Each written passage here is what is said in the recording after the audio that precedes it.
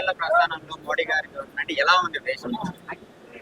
ఈ 11 సంవత్సరాల పరిపాలనలో మరి ప్రధాని మోడీ గారు అనేకమైనటువంటి దేశంలో సంక్షేమ పథకాలు కావచ్చు, మరియు రైతులకు కావచ్చు, అన్ని వర్గాలకు మరి దేశంలో అనేకమైనటువంటి మార్పులు తేవడం జరిగింది.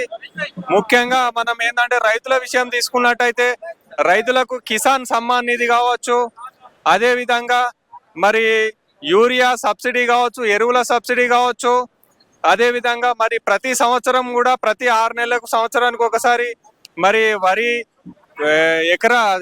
విషయానికి వస్తే మరి క్వింటాల్ ధర ప్రతిసారి పెంచుతూ మరి ప్రస్తుతం 2300 పైచిలకు అయింది.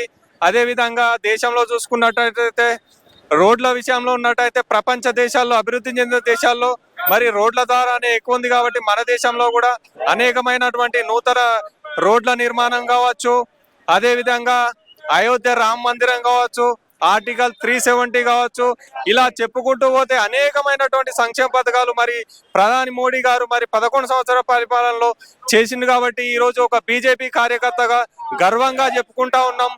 జై మోడీ, జై బీజేపీ, భారత్ మాతాకి.